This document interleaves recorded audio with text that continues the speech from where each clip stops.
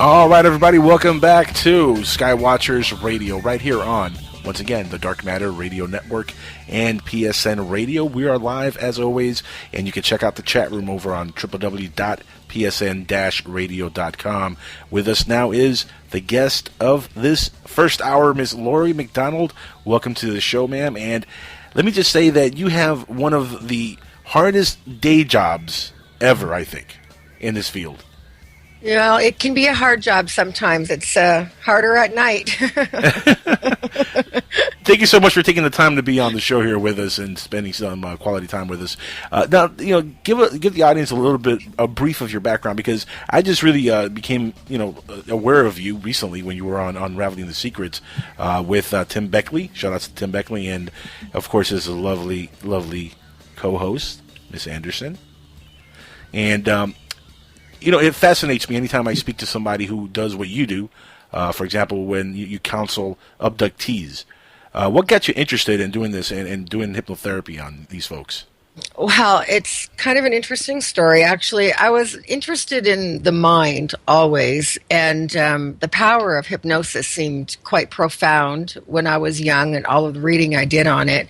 I studied social behavioralism for a while, but then I enrolled into the Sacramento Institute of Alchemical Hypnotherapy, which is a transformational hypnotherapy, and I finished in Santa Fe. But during the process of examination, you have to regress somebody and then address a particular subject and then bring them back up. And they test you on that. They want to make sure you can do that before they send you out in the world. And now, can I ask a question, if I may?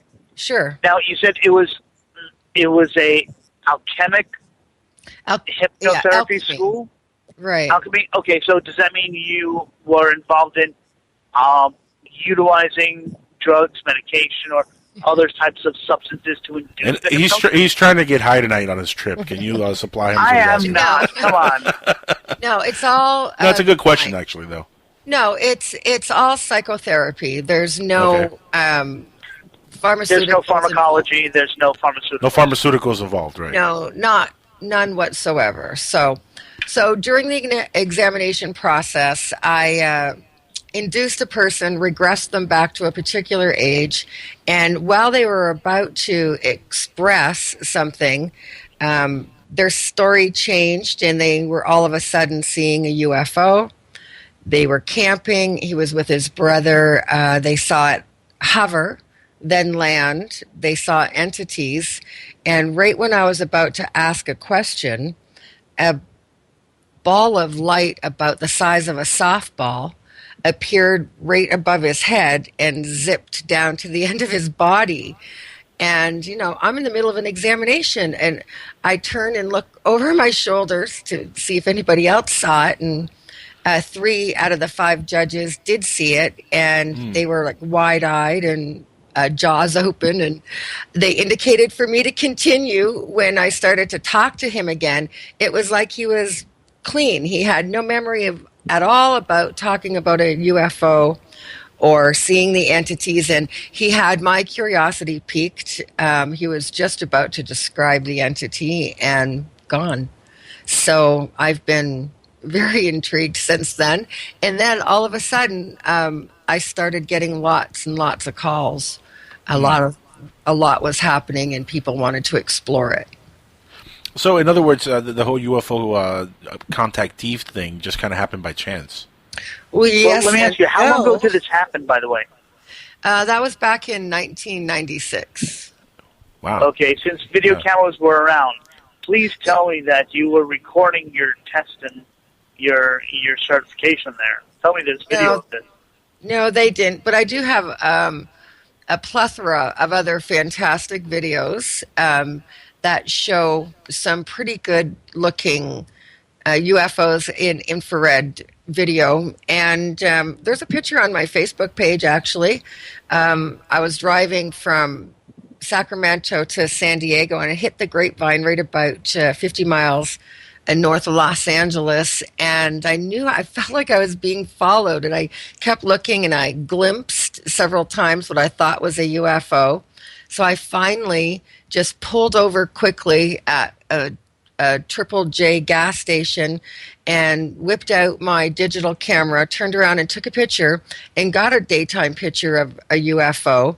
And within a matter of seconds, there were just helicopters everywhere. So I got back into my car and took off and posted the picture. I mean, what else could I do? Has any government official ever come knocking at your door about that picture? Not about that picture. Well, other pictures? What else has happened that's got their attention? Well, I've had an incident earlier on. I got a little bit, was my own fault, I guess. I got a little bit too close to a base. We would go out to gather evidence, and we would set up in the daytime and mark our horizons and come back with the cameras at night to film. And we got in a little bit of trouble. But I've had an incident too where just out of nowhere, where there shouldn't have been anyone, we didn't hear any vehicles approaching yet, there was one all of a sudden. These two men in suits came over, went right into the back of my boogie van, which back in the day, you know, we didn't have everything on laptops. Then I had actual star maps and books. Oh, and that stuff that the older folks called paper, right? Yeah, everything was paper. we had lights strapped to our heads. Way back when. But they went right through my stuff. They rifled through everything, and I kept asking them who they were. And they said they were private security, so I continued with private security for what or who or where. I mean, where am I trespassing? And they didn't. They weren't actually in the position to be answering the questions. Where was this again? Was this in Area 51 where you were driving? No. Actually, that incident was just east of Sacramento here. Oh, okay. What bases around there? Yeah, what bases are on there? Well, actually, there's bases all over here, from Sacramento all through the Bay Area. There's Beale Air Force Base and McLennan Air Force Base, and there's Travis Air Force Base. I mean, they're all over the place here, so there's no shortage of them. Do you think this was some kind of alien ship that you saw, or do you think it was a government maybe spy plane or some kind of craft they were testing? And if that is the case, you know, why were they following you? That's a good question. I really don't know. I mean, it's always just speculation. We don't have the answers. I mean, maybe companies like Lockheed Martin and so forth have the answers because in their own manuals. Well, they'll never tell. They'll never tell us. They refer to them as AVCs as opposed to UFOs, which apparently stands for Alien Visitation Craft. So those would be identified craft. The other are still unidentified, and based on the amount of different species they say are currently visiting our planet, it could be a number. There's about 5 or 6 in the top ranking that we can speculate. I mean, I just had a picture brought to me of a daytime craft accidentally taken by a photographer who sold a house and was creating a postcard for a local real estate company. And there's a craft, looks like it cut right out of the cloud. And it's a perfect picture, you know, and I've contacted the real estate company, the realtors on it, trying to ask for their printer. I'm trying to find who took the picture. They won't give me any information at all, but which is ridiculous. And it's clear as can be. So there's lots of different craft appearing. And I would say, based on the proximity to a home, it was most likely an abduction craft. They are getting better at returning people. I mean, over the decades, we hear lots of stories of people being returned to the wrong room or, sadly, to the wrong house, which was the case with a couple of little boys who went missing. And they had been telling the parents about seeing UFOs. The children were no longer in the pool. They were swimming in the pool in the backyard. The mother checked on them, went back, and the kids weren't there. She became frantic, looking everywhere.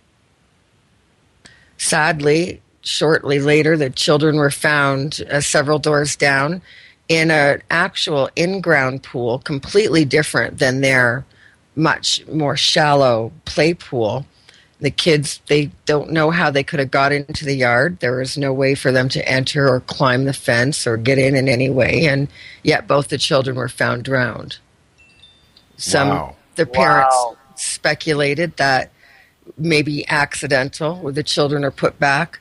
A lot of people are left standing outside of their house or in a different room, and they wake up and they sense they're being told to go back. But then, scariest of all are the reports that I've had firsthand, where a person awakens while they feel like they're being transported, levitated through the air or through a wall, and they wake up halfway through and begin to panic. And they are then in the presence of what they say are, based on the physical description, a tall gray. That's actually, I mean, I've found it, at least in my research over the last decade, Laurie, to be the common abductee scenario. It was. For a long time, they would levitate, go through the wall, and there'll be tall grays. Are you still getting those kind of reports with your patients? Only when they're regressed back to a certain time, and so it makes sense. So if we're looking at an incident in the 80s or the 90s, well, it still happens. No, the grays, the tall and short grays, actually, it's not uncommon for it to be reported that there's multiple entities, sometimes mantis, sometimes reptilian, but generally always tall and short grays.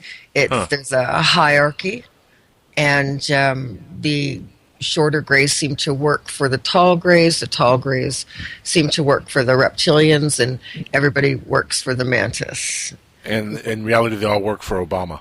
Yeah, oh, wow. Just kidding. Just kidding. Well, no shots at Obama tonight.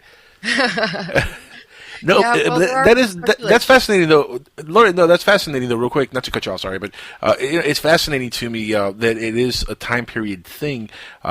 And you say they're getting better at dropping people off. Do you think also it might correlate with the psyche of the nation itself in these time periods? And the reason I say that is because, of course, in the 90s, when a lot of abductees were claiming this scenario, we had the X-Files on TV where the basis of the show was Mulder's sister was abducted, and this was the exact way it was done. She was levitated through a wall, and the aliens were tall grays. I mean, it was the same exact scenario. Do you think that might have played a part in it? Because a lot of times, and I've found this also in the last decade to be true, whenever there's major movies or anything that is on TV that is really popular that deals with UFOs or aliens on a realistic type of level, it seems that there's a spike in sightings, in abductions, and I wonder how much of that is authentic, how much of that is part of the psyche of what people are watching, and maybe they want to be a part of that so badly. I have the answer for you there. Let me tell you. Okay. Go ahead. First off, have you ever heard of a gentleman by the name of Wes Bateman? Wes Bateman sounds very familiar. He sounds familiar to me. I can't say I have. Okay, Wes Bateman was a very well-known extraterrestrial telepathic contactee. He had numerous communications that he took very good care of. He eventually, after decades of silence, came forward and told all of his stories to his very good friend, Gene Roddenberry, who turned his stories into Star Trek, a very famous TV show. And then there's Close Encounters. Yeah, I've heard of that show, yeah. Yeah, and then Close Encounters, Steven Spielberg, that's right up here a little bit north of Sacramento. And there's a town called Colusa. And Colusa is where the first incident took place. Steven Spielberg brought them out there and interviewed the family that this happened to. It's based loosely on a true story, but Colusa is the area. And to this very day, I get clients from that area, and I have one coming saying he's seeing still the same type of entity, the gray, all the time. He's placed security cameras all over his house. He's even got one in his doorbell. That's a reverse one, so he can see people approaching. And so even though, yes, it is in the collective conscious of the country, it translates. But what I'm seeing now are people describing a different type of entity, different type of relationship with these extraterrestrials. It's almost as if it's really not so important what the craft looked like or where it came from or what entity it was. But what might be important here is the fact that your reality has changed. It has grown to encompass both the unseen and the seen worlds, and your consciousness now is expanding. And so if we just get past the particular frequency band where the extraterrestrials exist and try to move out further, we may develop consciousness expansion, which very well may be our own evolution. It may be what we're destined to be if we don't get so tied up chasing out which entity or which craft we're seeing. I mean, of course, there's a lot of them are military, and people are pushing for disclosure like Stephen Bassett, and perhaps... yes, indeed. Yeah, and you know, maybe with the congressional hearings and the petitions that are signed, we'll get disclosure.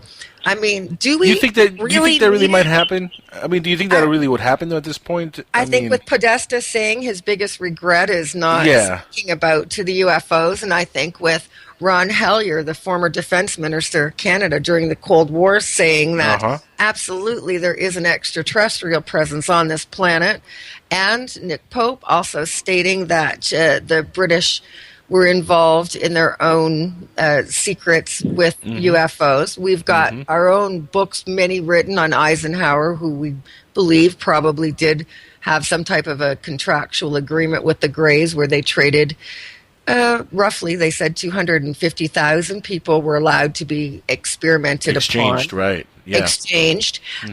Mostly GIs, though, because this way the government could double track them, and because they always know where their GIs are. And so that we see in abduction cases that there's often a military connection or a scientific or medical connection. We see that they're generational, that's for sure. Well, here, let me ask you. Go ahead. Can I throw out a question? Yeah, go ahead. You keep on referring, by the way, to for this country. Since you are I would assume part of some type of a association for hypnotherapists, either on a national or a global level, has the type of entity been persistently the same throughout all the abduction cases that are being recorded on a global level, or are we the only ones that are primarily dealing with the Greys?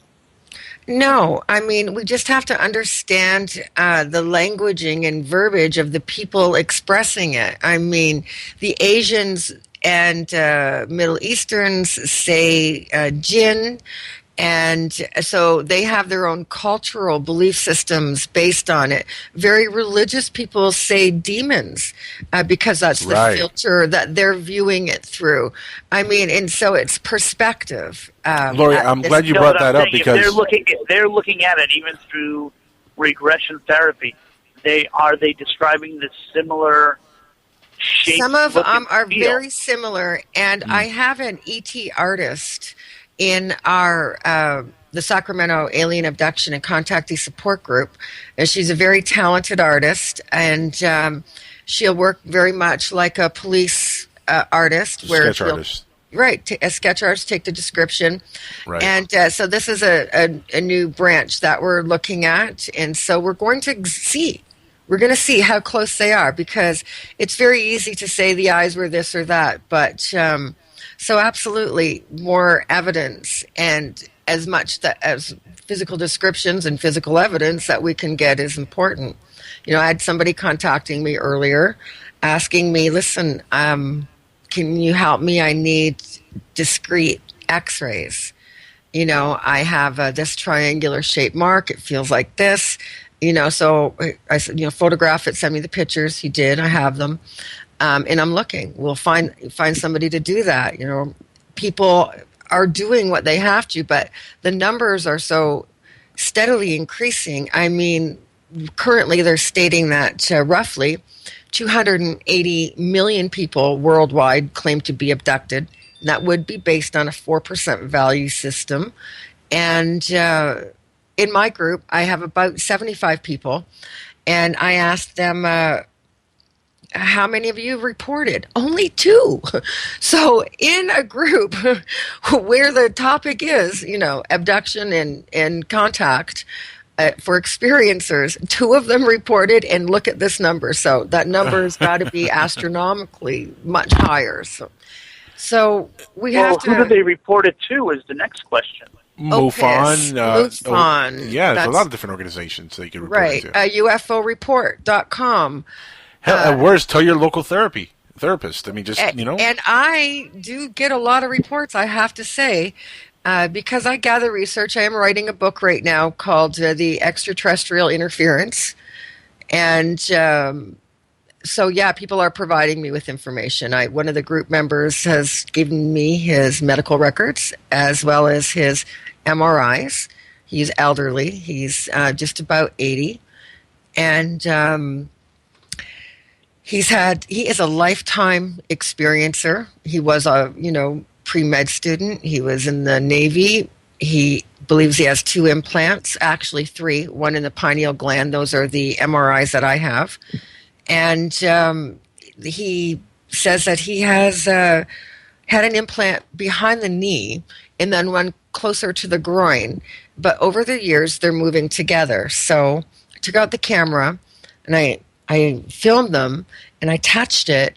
And when I pushed on it, it retracted. It retreated like Miss Pac-Man. And I took the pressure off. It moved back and it was eerie. So I continued to film them, and he expressed his view, saying that when they touch, they die. He thinks he'll die, and he then gave me permission on film to then come back and film his body post. This happened. Not ever looking forward to doing something like that. I don't know what it would prove. I'm not sure. Well, I mean, you'll be able to. Sure about that, but he believes you'll be able to at least you'll be able to maybe get some results of what these things are once they do the autopsy on them.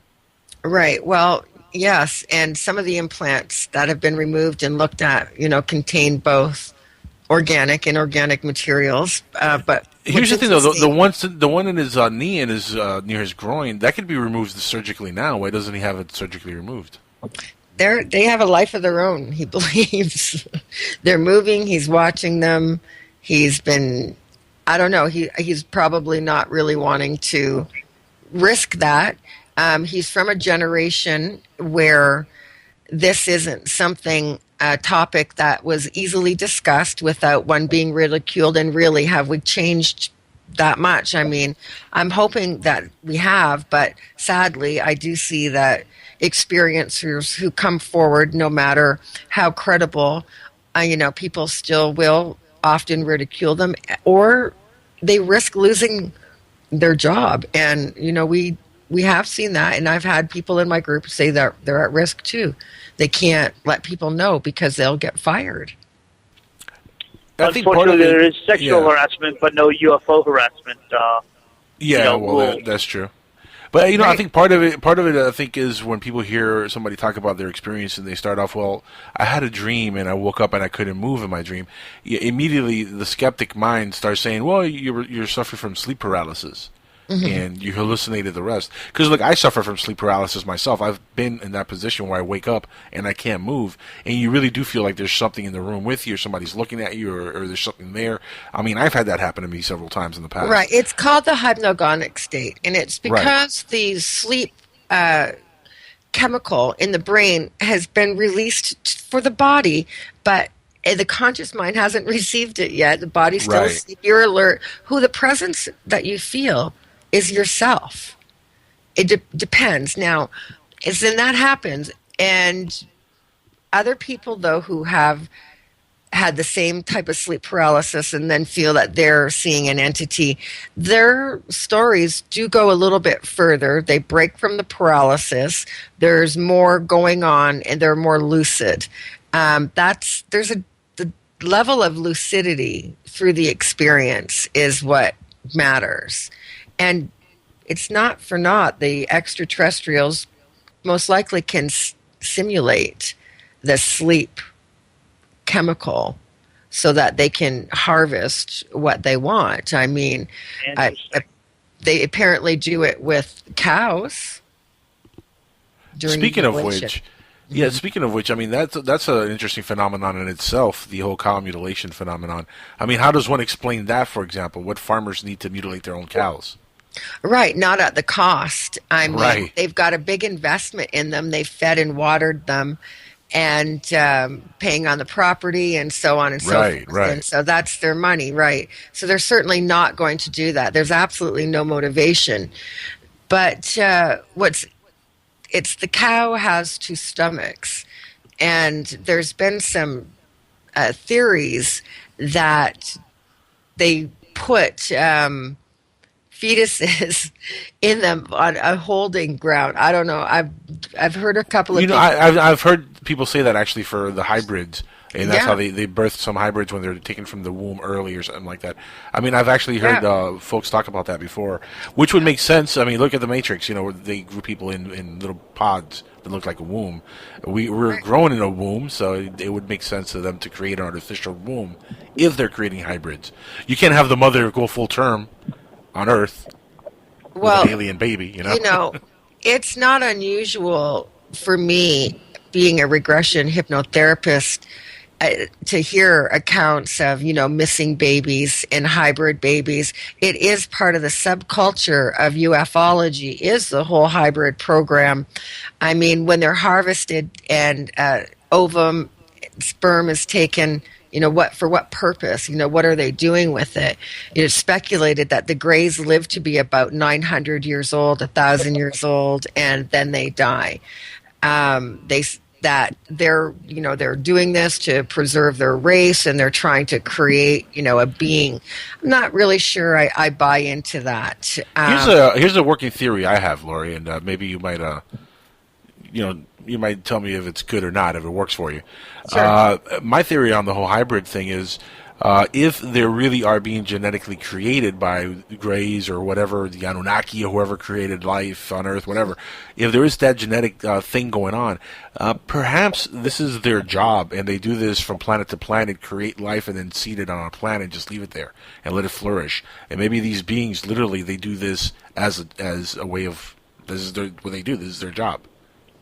And they just go to every star system and create an intelligent life form. They're the worker bees, and we're the pollen. I mean, seriously. Well, there's sense, said but to not be really. 22.2 subspecies of gray, and our own DNA shows that there's a lot to that. Mistakes. And if you look at it, they're all have the same torso, arms, and legs, the same humanoid shape, whether it looks like a praying mantis which is what the mantis look like, or an ant, which is what the Greys look like. I mean, these are both huge, thriving cultures in our ecosystem. And so who knows what they can genetically spice. The point is, should they be allowed to? And I'm going to go with no, because they're creating what is called a post-abduction stress disorder that people do suffer from. And it comes with an entire list of symptoms, and it's a real syndrome. It was coined by Rose Hargrove, who was a registered psychiatric nurse. And this is something that exists, and it's caused by this type of extraterrestrial interference. Should they be allowed to do that? No. I know people say, well, I created a soul contract and I agreed. I don't believe that either. I mean, it's a generational thing. So every single person in your family for your whole bloodline agreed to do that? I don't think so. That's too much of a coincidence. What do you think of the theory? Hang on. If the government has allowed 250,000 people to be experimented on, their contract, unfortunately, we're part of the cattle or the population of the sheeple. Well, here's a better question. Hold on, check this out. How about this, for example? Say the government are the ones that are pulling off these abductions, and it's all a big conspiracy and a big hoax that the government is actually the aliens, and there's no aliens doing it. And they're doing it because, guess what? Human cloning is illegal. There's certain things that they cannot do legally with this kind of science.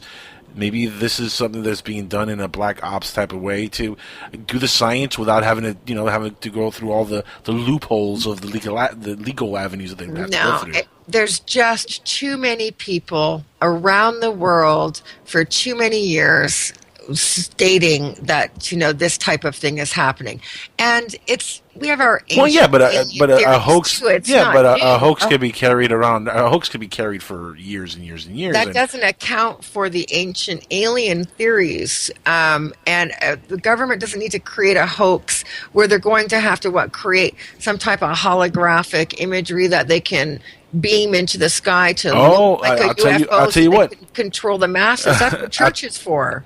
No, that's true too. But here, I'll tell you what, though. Have you ever read "Behold the Pale Horse" by William Cooper? No, I have not, but I think I know where you're going with this. I highly recommend you read it because in that book, William Cooper talks about the government doing a false flag operation on the entire United States where they're going to hoax alien intervention or alien interaction or an alien scenario to fool the population and to kind of do what this might be. So, I mean, I wouldn't put it out of the realm of possibility that the government might be behind the entire thing. It also explains why, for example, they've come out with like 30 different stories to Roswell. Keep them confused, keep them guessing. Well, keep that's them entertained. True. But look at also the Richard Doty thing in the 80s. A man that who came out with wears Mirage two Man. watches never really knows what time it is. Absolutely. And so they'll keep the people confused until the people don't rely on the government for their source of information. When we can compile it and the researchers can gather it and you can take credible people that perhaps were former government. I mean, why is it necessary that we have the United States government or the leaders of a particular church go, okay, yeah, all right, it's true. And then people can change their minds. I think for the amount of experiencers and the ones that I've worked with over the years, they don't require that. Now, their reality's already changed. Their core belief system, what they trust in everything has already been altered and changed forever.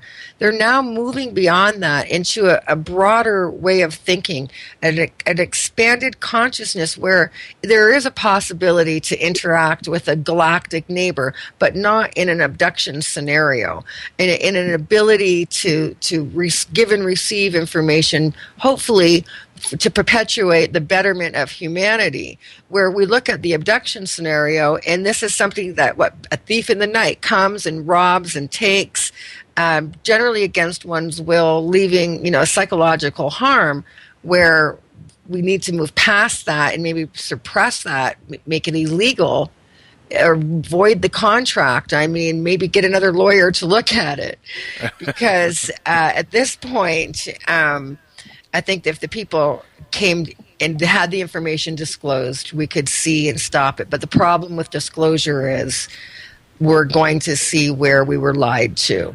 And then when people see that they were lied to, they're going to become resentful. Unless they have a very good reason to do it. Well, yeah, but here's the thing. Yeah, but here's the thing, though. Americans are already resentful with their own government. In fact, most of the world is resentful with their governments. We're seeing more and more uprising every month, every year, of different countries where the people are just fed up with what is going on in their country. And this is just happening on a global scale. I don't think the government really has a leg to stand on if they think that they can continue a hoax this large for much longer. That's why this is why I get into it with Steve Bassett when we have him on about how much the government actually knows. I think the government knows very, very little. I think a lot of it is stuff that might be happening outside of their control. Now, that doesn't mean there's a shadow government or a pocket within the government that knows much, much more. But when you're talking about folks like Obama or the vice president or the cabinet chief, I mean, these guys don't know what's going on. No, they're buffoons. Totally agree with that. I absolutely agree with that. I mean, they don't. This is the problem. They don't have control over the situation. The last thing the American government wants to do is come forward and say, yeah, we're having some type of interaction with them, but we have no control over the situation. We're outnumbered, we're outpowered, we're out everything. So, I mean, we can't come and make ourselves look weak by expressing that we'll appear weak to the rest of the world. There's a political angle that would prevent them from full disclosure. I would think that would be their priority one, not so much what just what the other rest of the world is going to say. Here's your weakness, and well, here I'm going to say something that's probably going to be a little controversial here, and just bear with me for 1 second. I'm going to actually excuse the government for their cover-up, if there is a cover-up, and the reason I say this is because I fully understand why there would be a need for a cover-up if this is real and it's a reality that aliens have landed on Earth, they've crashed, they've been here, maybe they seeded us. I understand why there would need for everything to be hushed up, especially in the 40s and 50s. I completely understand it. And I'm not even talking about on a scary level, because the population are going to get scared and run in the streets with their underwear hanging out of their heads and shotguns blasting, scared the aliens are coming to take them. No, not because of that. Simply because of the technology involved. That technology, to whoever possesses and owns it, is better than gold. Right. We're talking about technology that could be, hundreds, thousands, millions of years more advanced than anything here on Earth, which, by the way, would not take 5 or 6 years to discover how it works, especially if there was no, living beings on this crash at Roswell or any of the other crashes. If they were all dead, we can't ask them, hey, Billy Bob, EBE, can you please, make this thing work? You can't ask anybody, right? So how long do you think it would take human beings to back engineer and find out how some of this technology works? Maybe decades, maybe hundreds of years. So I completely understand that level. There's a couple of ways to reverse engineer where it might not take as long as you might think. But yes, but when you're dealing with something that's completely alien, for example, we might be looking at a wire that to us it might look like fiber optic, but it might be something completely different. That when we dissect it, it might take years to figure out that's not a fiber optic cable. That's I get it. But any technology that we're going to figure out from them, the problem is it's going to be turned into a weapon. And I mean, when this type of technology really could be used for free energy, for an advanced infrastructure, for advanced medicine, absolutely. I mean, because I know that some of the technology they talk about, even with psychotronics and radionics and the PSI warfare that they do, all of those things can actually be used for healing. Well, we're assuming that a lot of this stuff is available. Maybe none of that stuff came with a crash. Let's just say that these aliens were tourists, space tourists, or just flying by. They crashed. I mean, really, are they going to have an entire pharmaceutical inside their ship, including all kinds of different technologies that to us would be bizarre and completely earth-shattering? Maybe not. Maybe their ship is very basic, just a typical pod type of thing with very basic technologies that is still very strange to us, but not earth-shattering as it'll heal everybody's illnesses or it'll give us free power. No, not on that particular, not from the Roswell one. But across the board, we got to really look at the crafts themselves and what technology might be there. The motherships, I would imagine. Well, I don't think there's been a crash of a mothership. Well, is the mothership where we've heard lots of reports where a large craft opens up and several smaller pods or smaller saucers come flying out. And we don't know. What if they have families and one of their teenagers, weren't supposed to go out and stole one of the pods and crashed on Earth? I mean, could happen. We have no idea. But we have no idea what their dynamics are like. Well, actually, we are learning. We're learning a little bit about their psyche based on... Yeah, they came here on alien prom night. That's it. And they pretty much screwed up. Well, there's a lot of information, though, where people are very credible and have no reason to make it up. And I can't see that a government would go through such a elaborate hoax.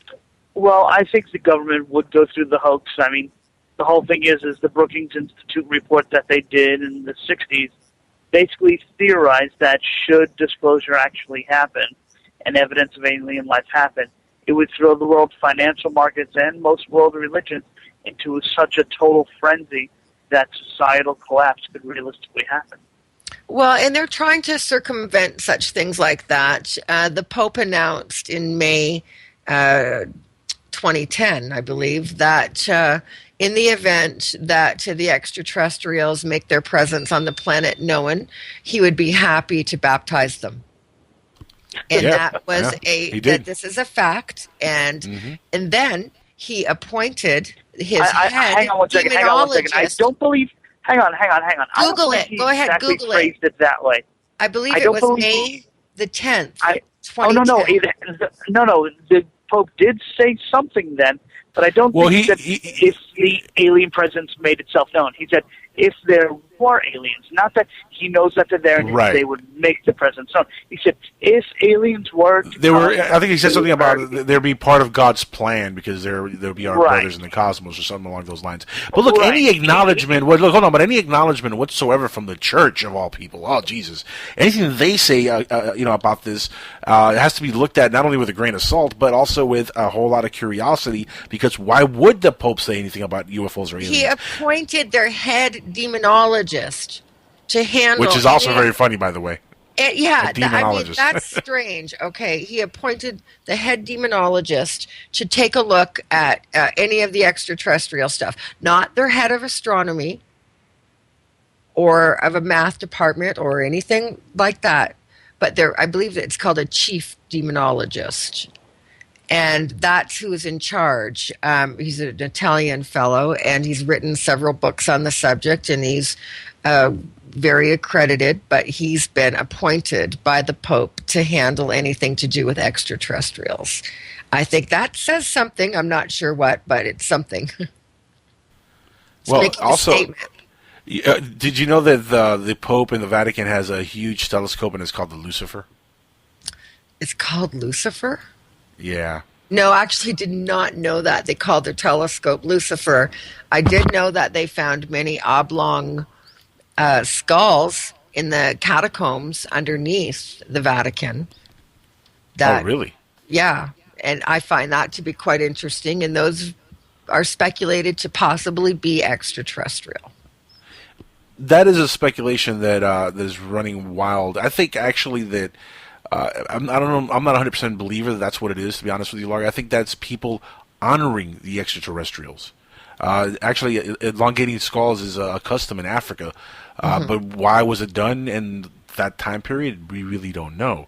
The Egyptians have found elongated skulls in pyramids. Yes. Why did they do it? Well, a lot of people think it's to honor the gods, whoever these gods were. Imitation is the sincerest form of flattery, right? Correct. Yeah, that's exactly what it is. And look, I do believe that there is a presence of some sort on Earth, but honestly, how much of a presence do you think that there really is going on at the moment? Do you think is as prevalent, or some of these people maybe, especially some of the folks that, that have come forward in the last 15, 20 years with abduction scenarios or abduction stories, how many of them maybe are misinterpreting an abuse that might be going on in their past, and kind of camouflaging it with this? I wish I knew an exact percentage, but most definitely there is a percentage of cases that are not extraterrestrial at all, and the person has a fragmented memory, and then to cope, they create a different scenario of what happened. And there's also a ritual abuse that happens to young children, and they also create, another story to cover it up. And then there actually is extraterrestrial abduction, and a screen memory is implanted in the person. And so they have a different memory until the conscious mind begins to seep and the subconscious bubbles up and the memory starts to come through. And people begin to put it together and see that something actually did happen. And there's good to see commonalities. I mean, there's a list of common factors that are all the same, and there are some that have very little publications, so it's not something that can be replicated in the media often or hardly ever. And we listen to hear when people are telling their stories to see if this particular detail comes up. And so it's not we try to keep a little bit back because, like you say, people can definitely tap into that collective conscious way of thinking. And if the extraterrestrial of the decade is a reptile or reptoid looking, Right. then perhaps that they're seeing reptoids and, everybody's morphing into a reptile. So we And have look, it's happened back in the 50s were little green men. That was the popular alien of choice. Little green men, right? Little Martians. Well, then that changed to the grays. I don't know if people reported that they were green. I think that in TV, they reported that they were green, that Martians were supposed to be green. And I think, there's actually an entity that's reported quite often, and it's smaller than a gray, shorter and more stout, and it's blue. And some people... Zaxxon. It looks like a gnome. Oh, okay. It looks gnomish or Smurf-like even. Smurf-like might be closer, but very bulky, very square. And it's reported all the time, but then we can go all the way back into history, back to India, and we see that they had extraterrestrials come that were blue-skinned. Mm. And they were Vishnu, I believe. I mean, that's going to... I'm surprised I haven't heard more people talk about blue-skinned aliens, especially we had Avatar a few years ago. Oh, yeah. Well, see, but the blues that we have the information from were not... They were before that. Yeah, the avatars were blue, and but they were more... svelte and slender, and yes, these other ones are very like Seven Dwarf-like and very bulky and misshapen, and they don't seem like an easy moving entity. So, but they've been reported over and over again. That's not an uncommon one in the industry, but on TV, maybe in a few years, you'll be hearing about them. About the blue aliens. Interesting. About the blues, yeah. And probably a lot more hybrids because people like Dr. David Jacobs, are you familiar with him? Oh, of course, yeah. Well, he believes that the hybrids are being integrated into society and that they are positioning themselves and that they're at multiple levels of integration. That some hybrids connect very well socially, while others appear quite dysfunctional. But they could be working in like a low-level position, such as I believe the analogy or the position he used was like an innkeeper, where you check somebody in on the night shift, where you'd have very little interaction, but just enough for them to learn. And counts of one school teacher from Texas said that she was brought aboard a craft to work with hybrids. She said that they were like teenagers, and she was teaching them basically how to fit in with teenagers. And I guess who better than a high school teacher? But they were in the cafeteria. She had to correct how they held the tray, silverware, selected food, and so forth. They were inept in that area, but advanced in areas of telepathic communication and exhibited other psychic abilities, is what she recalled. Where was the school again? It was a school teacher who had claimed to be abducted many times. Okay. And she was taken to meet these kids at was it like a classroom setting? Yeah, they did like a classroom setting, and she doesn't know if it was on a craft or in a facility. But it was a fake classroom setting, a vignette for her to be able to teach in and to show them how to be teenagers, how to be kids, which would make actually perfect sense if you're going to do hybrids. Well, that would be one reason, is to integrate them into society once you get them to look just like us.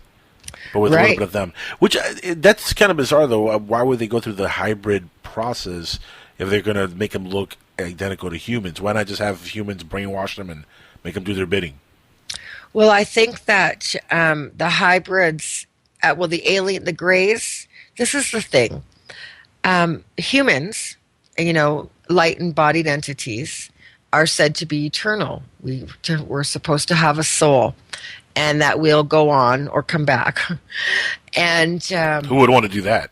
Oh, this planet's crazy. No, well, the planet's awesome. It's some of the people, I don't know. That's true too. But the Greys, they live to be 911, up to 900 to 1100 years old, and then they die. So perhaps they want that eternal quest. Maybe that's why they want to become hybrids with us, for that particular reason. So they want to have a doorway into heaven, basically. They want to. Well, no, I didn't say heaven. I said that. Or to a soul that goes into heaven, or a soul, wherever the afterlife is. Well, the afterlife can take a while to get to, apparently. I understand that you have to reach a certain human attainment to surpass becoming embodied again.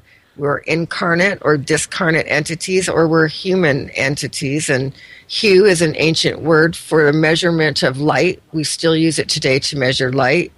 Man is for manifestation, which is to come into the physical. A human is a light-embodied entity. Light is a continuous wave that has the ability to manifest based on the physics of its environment. Humans are highly adaptable in body and supposedly call it a soul, call it your soul mind, call it your consciousness, call it the consciousness expression of the ultimate source. I'm not sure what it is. I do know that there is something. And perhaps we ask ourselves, what is it that we can offer these other races that they come to us, humans who are still somewhat barbaric? That's what we have, is our very essence of our being. And that is our soul, that eternal part of us. So that's what they're lacking. That's a great theory. It is a theory. I hope one day we actually discover what the actual truth is of what they're doing with the hybridization. Laurie, it's been awesome having you here for this hour. Can you tell the audience listening in your website addresses and how to find you on social media or anywhere to promote your work? Right. Yes, thank you. I mean, I'll be speaking on the contactee phenomena on the 15th of March for San Jose MUFON. And then the 27th and 28th of March is UFO Con San Jose 2015. I'm on the abduction panel there. And then free of charge to anyone who attends Sunday morning, I'll be facilitating the Experiencers Group. This is an opportunity in a non-judgmental forum for people to come and express their truth and have the ability to have people listen with compassion and understanding, and hopefully be able to provide them some insight and direction to the experiences that they had. So I'm very much looking forward to that. And in the meantime, you can check my website out at trueyouhypnotherapy.com. You can see me on Facebook. You can follow me at Twitter at Lauries True You. Very cool. Laurie, thank you so much for being here, and hopefully we can have you back on real soon. It was a blast having you on. Really was. Thank you. It was really fun. Thanks for having me. It was really my pleasure.